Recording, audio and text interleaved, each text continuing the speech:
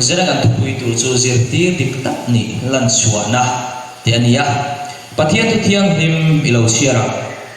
zohana hung som panga changriat hemia wangin kapa chu choi moin om thrin tam taka imra hian tin atu thiang him lalpan kan zatan bal som ro se amen ole helaya kan hua hian pathian kan choi moin chu enge kan ti chuan ami te duna ra chua omin pathian chu choi moin om thrin ani pathianin anum chang thiang him na te thil phal na te lainan na te lan ti radwa amai ro chu chandam tun azir ti te chu na thoka rawa chu aturin atir hapla ama a om turin ashil mai zo ani hemi om sia hi kan zil songdona zona pung song panga chan song pasri achuan ti hian alo soya nangni keima in om renga kathu nang mania om reng pok chuan indu apiang dil ro inta ti in om zelam ati tigan mo ani heta hian ali su krista hian ama chi kan soyang khan ami te hi asir tir te pokha ani yang chu akir chuak na remote mailova apoi mo per chu isu krista an om masathuran tilai khani machine te hi pian pui fel na nei kan omani tro ke mani si apo hei fel ve shim shim chave shim shim khati ang mi kha kan om tat ma se kha kan that na le kan fel na kha lali su krista pian thar na le thara ma khoi thar na ke mani kan chan chung lo chuan kha kha in thil ti theina ani chung lo ani ma se lali su krista pian thar na siam thar na tuam tak mai min a chan lo chuan kha an na tang khan mi ten ra an lo thi ma se pian thar na om le lo fel ve shim shim kha chu fel ti khan zo mat maya ma se lali su krista om te reng chu pentecost ni tharau thiang ma petera te an khan anni ki isu krista an om toni an tiang che khan nang le ke po hi lali su krista kan om tak se chuan min thir tu le min hutu ten ani su isu krista om to apia thar chiang le bai min ti don ani chuya tak chuan pathian chu joy moin aom don ani chu bang chuan sana hian ra chua tu kan ni hi she tharila mi te hena that chua ri ko thia theya lali su krista tel lo hian thil tha tak ati thei hi zana hian kan hriat ka duwa lali su krista nen ani zel hian pathian chu alo ro buya joy moin om thrin ani chu bang chuan lali su krista nen ti zel turin kan nun kan ke pen tin kan man apoi mo tak zet ani engtin nge ra kan chua ra chua da chu engtin nge ni ta tiang hian lo chiarela nang ma nia krista na chuan ama ara omte angpo ra a chodo ani krista a inuna krista a in omhia krista a tundin in ni boka krista a tanga chakna in don pok chuan krista an narate in chua veang atini chu han ngai to te ring tu te kan ra chu thein chu em mo apoi mo perle ama saber chu lali isu krista ni ani kan soi fo wang khan isu krista ni le si lo va jolli tin i khom hian om sia ani lo va lali isu krista nei si lo va rong pol hian om sia ani lo va ma se isu krista ni ro chuan ro puita ani chu chu kan hria ka tua zai na hian lali isu krista sia hi kan da ma saber tu le kan nun lai mu tur chu ani isu chuan in lo holo tin ni som rega mishing ke chu va bo san chi kan nia voitam tak kan va bo sana kan pen bo san thrin ma se isu chuan in tenge min ti kha bible ka chia chuan keima lo fin eng ma in ti thei si lo min ti ni isu atel lo mit po mani thua khap thei lo khan Isua ka mamo lo ti om ang fashanin kan dun kan mang thing hi chu kan ti suwa lai ro pathian za ina van chu kan dun kan ni chu wang suan ke ma lovin em ma in ti thei si lo ti tu lal Isua Christ na min so lai hian kan cha mai do lo ni kan dun churil ta ka tangin lalpa ke mi suan hi ti in anung sui tu le anung kong tin re nga lal Isua Krista ang tura kepek turin mintu ani jara ko hian chu tiang tu chuan Kristan min somreng ani pindan chunuma khan Isua na sektir te hena enge ashim kha in mangai ton na thu ape ani kha in mangai ton ro te in thu ape a chu mangai na chu ra chu na tura ta na poimo per ani lal Isua Krista ti lo chuan chu wang chuan Isua Krista na thu ape ang bok khan voina mi te po hi thu min me a in mangai ton turin min ti ani zohana sia ka lo so yang khanin thu pe khara ka pek cheu hi in mangai ula ke ka mangai ang cheu hian nam ni po in mangai ula min te ni zana hian ka ko shan pui ka mi shin pui ka thenom nu ka thenom pa wat tu ka la nei lak mangai thei lo ka nei chu ta chuan Krista se tir kan ni le ni lo chu a chiam do na ni ro acting ya pa so nei chuan lo soi akharawa in thun khat apia te chuan a mangai am bokin an mangai ve thina Krista chok phur tu bok chuan an ni po thil an in ti sak ton na tin re ma a chok phur ve yang kharau thiam him kan do angai chu kharau thiam hin chuan nang le ke chu min chok phur do na min ti phur do na malam pan turin min shuai do na min nor do ti na ani chu wang chuan san hen lal Isua Krista hi kan mo perani kharau thiam hin dong tur pon Krista kan mo ani mishing te hi mangai na afang zo ka tuan khom an ni hian mishing thil ti theina pialama thil ti theina dangin an ma nia na athok ti an lan tirani ateni chu wang chun mangai na tuan khom kan ni avan poi mo te ro ko shona chawan ni lofa nu pai kara chung kwa khota la po ani lal Isua Krista mangai na kanin tuan khom amai ni Krista mangai na kanin puar khom chuan engting helai lo so yang khan mishing thil ti theina ya lama thil ti theina dangin an ma nia na athok ti alang tira ati chuwang chu pathian mangai na kan nun puya mi te te na kan lan chon hian thil ti theina ro puilut ta chuan alo khem thui ani chu chu e kan ti chuan he kan nun top tak hian mi dang nun khak theina ani khat kan nu na wangin he kan nun zia pathian mangai na lan chua tir na awa khan mi chuan pathian mangai da lo wa chu ta che chuan nun khak dang lam da alo nei thei ani chu mi tu chuan nang le ke pathian hian min man atwa min so ke ani ti hi zana hian kan hriat ka du tak zet zet ani pathian ro puinan ka tes chu nei ka han sui lo panga mi ten ipmela pathian mel ka hu ti hi thil ro pui tu ni ka sia ka pu lo po kai tia trung ka chuai zo la Bible study ka pe ni ti chuan Bible study ka pe a ka pe zo wa a toi zo in so ya ti chuan ka tuarin kanin pe a chu min nuwa chuan an dam lo ani dam lo chu ka su tlo ka zu kana ta chuan ka hot nuwa chuan engin soi uma pui ime kan hu chuan mo kan thla buang suai suai thi ime la khan pathian mel alangani ati ni chu la pa fakin lo se chu chu ke ma thi na de reng lo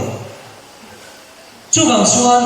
pathian mangai na midang ten hena kan luan chho pui hian pathian chu ke ma ni kal tangin ai aroi joy moi thi ani chumi tur chuan nang le ke pathian in min mang tu a chu wa chuan ring tu ne eng tiang a nung tu ne kan ni ti chu kan nei tho chian nga ya pathian du dan ang zo anunga mangai na pathian mangai na kanin thuama midang te po chu mai chu luan chu hui ve tu kan lo ne mai ani midang te ne na pe chon tu mangai na kan nei lo chuan lali so Krista ne kanin zong lo ti na ani kan ti do kha chu wang chuan eng pe chu tu nei tur hian lali so Krista hi inuna kanuna alal ber angai ani mangai na chu afin fiana ani isua zirtirte anni lan tirtu chu mangai na ani chu Bible kan huwa zona kun so pathum chang som thum panga khan inin mangai chuan mi zong zongin ka zirtirte in ni ti chumia chuan an ria ang atia chu wang chuan sera hian mangai na hi hon fe kam tro mangai na hon fe kira các in po ron ngam anuamang sa trong taka an soi peace an hi muan na hi manin chu thwa hian an ai thaya chu pathian mangai na kan nei ve hian aum thi ma se mi pathian mangai na anei lo chuan suwa rong abola anu le pa u le naw a chung kwal ru atina a in chung kura muan na aum thei thin talawani chu ang sun muan do tu chuan pathian mangai na kan mo a lali su Krista zirtir kan ni talan na tur poi mo po mangai na ani chumia chuan ka zirtir in ni ti an hre theyang ti chawni chu ang chuan in nang le ke hi lali su Krista mangai te kan ni a chu tiang chia chuan chu mangai na chu mi te hne na kan luan chu pui kan lan tir ve tu ani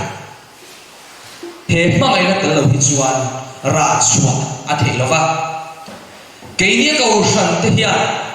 chẳng chín trà buông dấu tù in thì thế hiền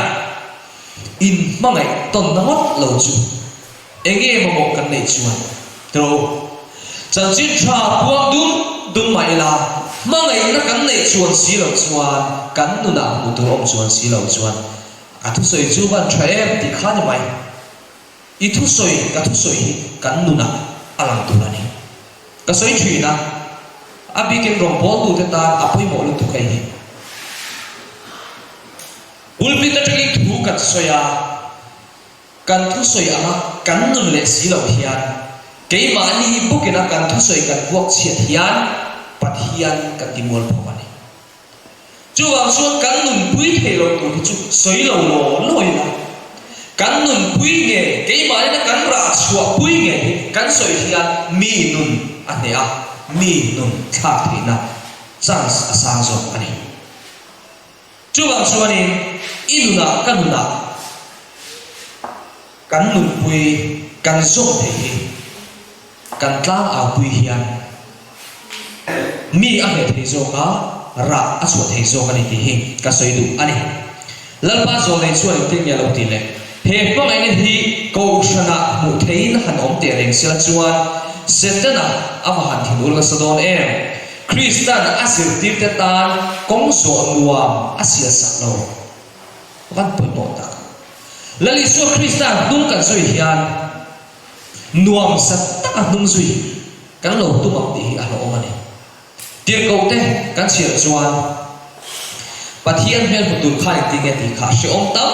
tak tuarin pathian hel kan putura ni tin zir tir te ka alim fui ani chu wa chun inuna har sapna on ton inuna tuaina on ton chumi van chuan I chaw mot tur ani la chu kan sin kong ani em tin nge lo soi kan kai soi na bu phek som li pathuma kha ti hian min sila chan chin thapuan tak ta hi ral do tura thok chuak am maya tho chuak pui tur ani ya kan va ton tur te chu do da la te hlang om te cha na te shom tu na te ani nima sela he na thok tu te chu an lal pa dia ka zui tu te ani hẹn chân vô chẳng về thế của hi cả lốm tắc sẽ tani rong bol na te ka han chua ka đầu ta na han tok ra berapa pathian kan tok tam pha sia chumo mak te man zena hen Krista wangin đầu ta na engza tin nge tok ko le kan tok mong lo mai the jero iduna kanuna lali su Krista awanga đầu ta na tok rap hum ala hendon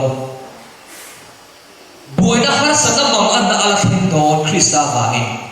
chumi tu chuan in buat sei angai ka in buat sei angai ani unaw te u zena hian lalpan hiya zui ve tur hian kanim ha do ne kanim la thei do ne le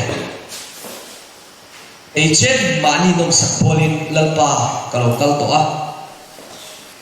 nang ma se lo le nang ma nei lovin kanun kalo mang thina zena tram su lalpa india phung zui ve tur karonin pe kan ti ve thei do ne inun kha pathian in aro puina pon suanan amang tu a eng ang mi pon ro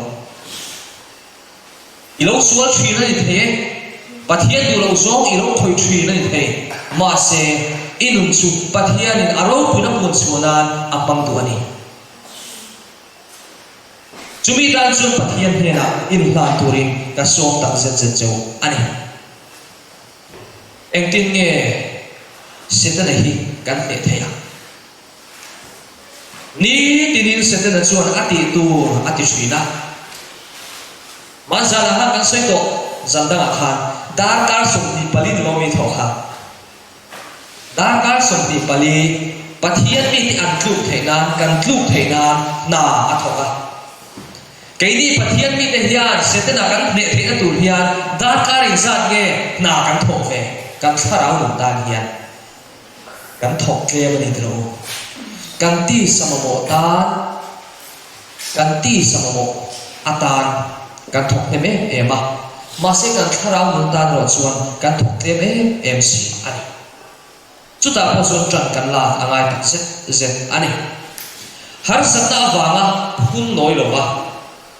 har sata le chu ne tura ko le be se ani chu pathian mi te min ko na ri chu reng mai marisan goa lum oina reng nei lo kan ni chu lawan be ton thak ko tak em tro eng thila ma be dum lo fa eng kim be se tu ani zo ma se ke ni chu kan be dum mal tu ko ni tro kan be dum mal tu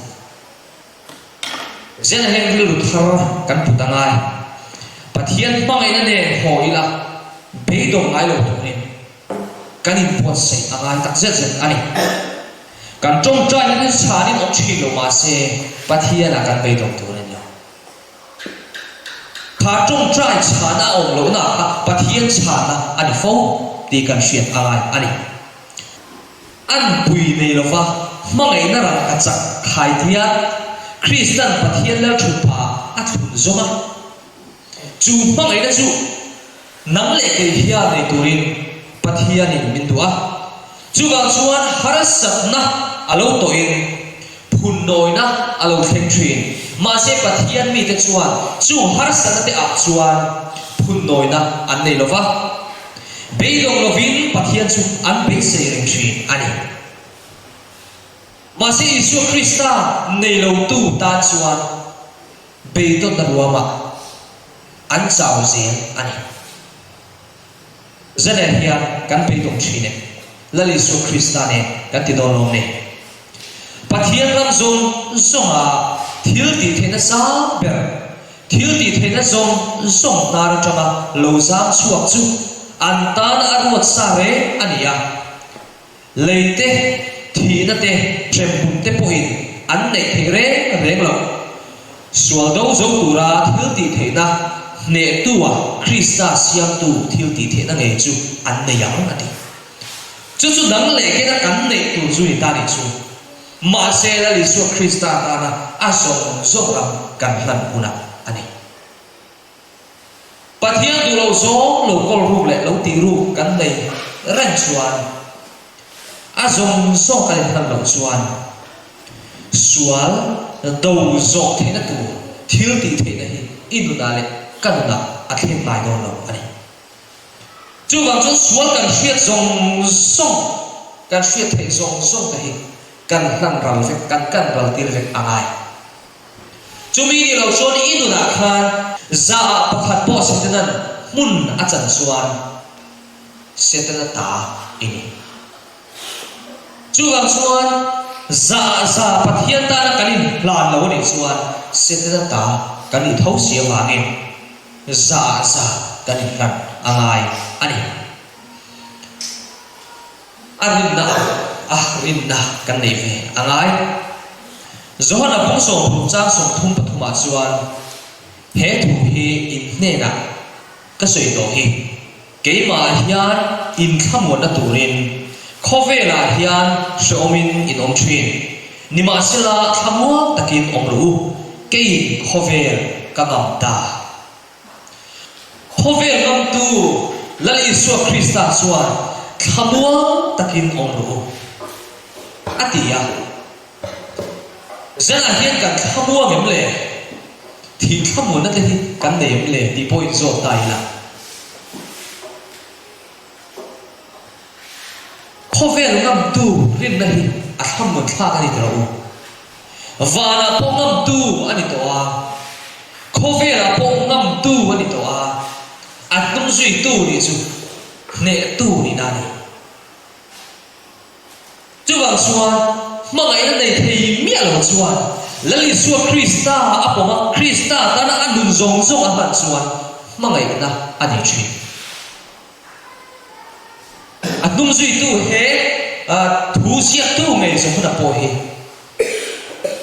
lali suwa Krista num an zui lai suan dua na thin lum an na pu ve ya tu ngai ro pui zo am tin chu re khan hun bang ve ne Yesus Kristus tu hi kan zuya ato englong man nge kan to na tunge ro puiso kan ti kan an puai ve ni kha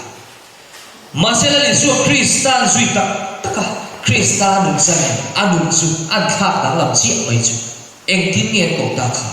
mangai zo han ti ro ta ro pui ti ro chu nun chu dang le te hian kan nei ve angai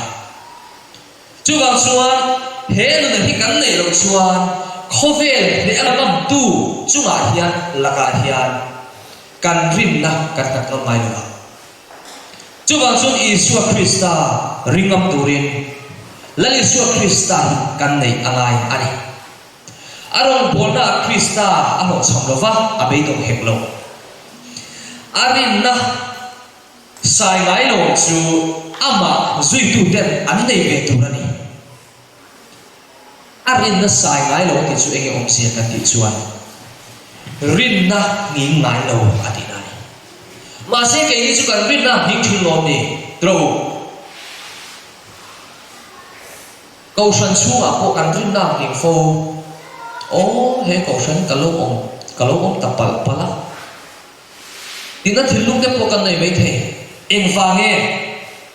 o ta hian tlang deu ka soi do eng wange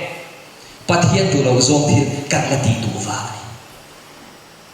pathian tu lo zong kan la khoi tu wangin kan chang phalo wangin o he ko san thiam ni mai ka lo oma pe chua tu ra tam sia ka san tu ra tam sia a har ka van ti em kan ti chi pathian kan mangai to lo ti na ri chu chu pathian mangai na chu in la ala lang lo le ti na chú ang chuan Yesu Krista rin na ni ngai lo nei tu chuan za kanin dek angai zanin chu kan nui kan soilok te kanin ngai zon lai khan zon ka zon tani he rong bo tu ke ni chu kan dia sarkar na thok angin lo sang tak kan lo ve don lo va lo tle tak atangin bul tan ngai do na chu chu i huwa mem dia ka song tani rethei ta ka bul ran ka I huam ti kha chuta che chuan ka tu tu sa chane ni chane chu chu e kan ti chuan lalpa rom kan pol phot chuan kan nei lo ma ti pathian fakin lo se pathian rom kan pol phot chuan mo pathian tu lo zong thil kal san kha a ha om lo pathian ta ne ri om chuan pathian po ita na rin om ma se pathian tan kan ri long lo chuan pathian hi kan tan a rin om thei lo chu bang chuan sana hian Isua Krista rin na ni ngai lo ni nei the turin kan tran apoi mo ani engtin nge ti se an lalpa thok tu ro pui taka in phat rengin anun anganungin athongin an thok ve turani huaina chakna le phuna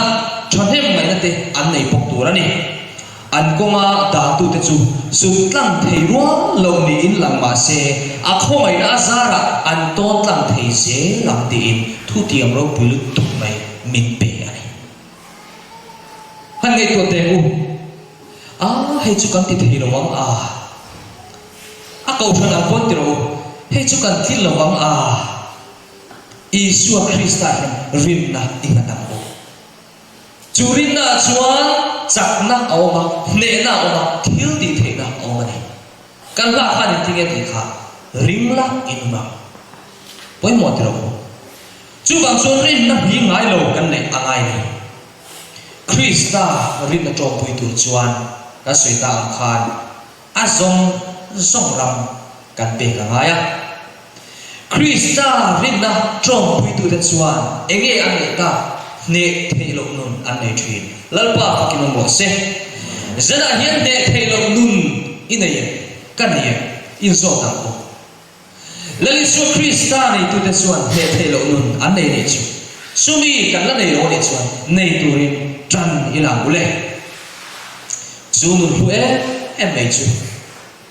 lali su Krista ne nei thei ania iduna kanuna Krista kan da lal phot chuan chuta chia chuan ne na chu kan da ani do ani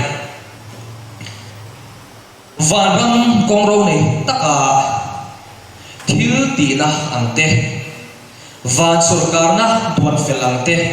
lungro taka thil em kim ti na ante chu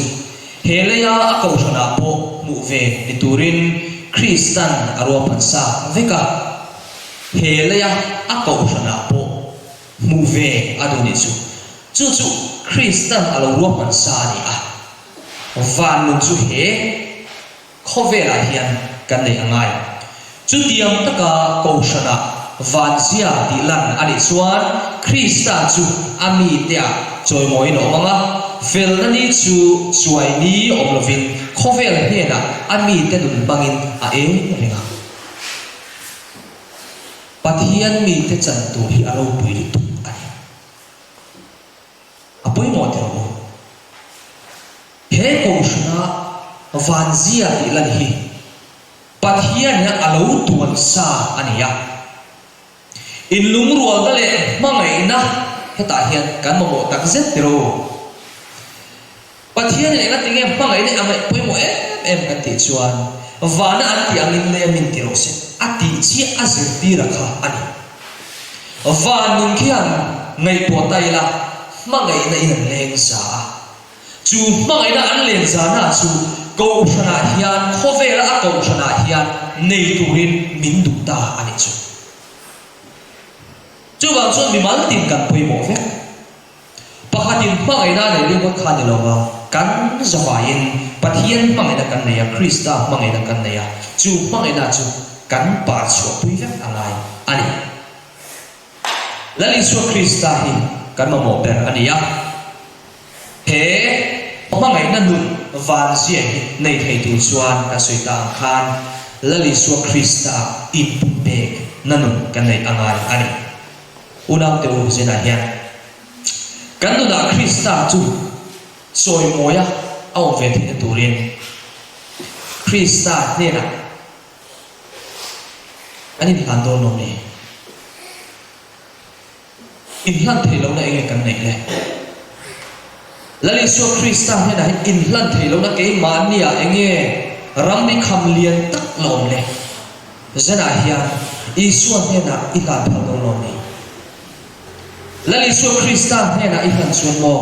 engtin nge ti kha keima awanga anin chan chuan chatuan unna ne ngati athil chan zong pukha ale zain kapile ngati Isu Krista ta na isan ham na pia khan pathian thil ti theina le chak sia te pathian ro pui sia te I huanga ta chuan chan na dilavin hlok na I huzena chu I dai ngam do ne zale kan so tak zet zet ani enge han tu kan nei enge pai chu tu kan nei ke manin kan in shrek tro zale he Isu Krista he na chung zong chu kal san tu le William tu ni kan lam phal do ne kan la lam phal lo ni chuan zana fe hian lal Isu Krista he lu chu kan tin na viau to ani chu wa so na te u ho ingai ko takin pathian he hian ikira u lal Isu Krista suan ka fa lo khoro te in min soma zan viet na hun kan mangta pathian in ami te he na tu cha du ane chu kan puang zo don ta inu na ege la khang song so khan pathian ta na in hlat na tur kho kan la pulo mem ni pathian nei cha na khobin khang song so khan athu te chu kan la du khop lo mem ni in nei tuang u kan hun hi amor to ni nimina kan ngai kha to te ro kan hun hi amor to tak zet zet to na huna kan ding to chu to na huna po chuan Isu ata na kan lai hlan thelo fo ni chuan ko shana kanom hi enge sot na chan chin tha pum da turin kan man tha don chuang si lo fa kan la tha don chuang si lo Isu min hang don chuang si lo fa ko shana kan om pui hi enge sot na ko shan mem ba te kan fo chau mai mai kan ti thape tak tak si lo fa kan in su thape tak tak si lo fa azong so kan thang lo chuan Isu an hang do lo pathian in hang do lo ani chu ga chuan zela hian mun takin kanin ngai tu ka tu ani Isu a local trip to a ama thopui tu kan ni ve the na turin kan thilung kan rel ro azong soi plan turin zela hian kanin so ani lalpana thu kan soi te kan zatan mal so se amen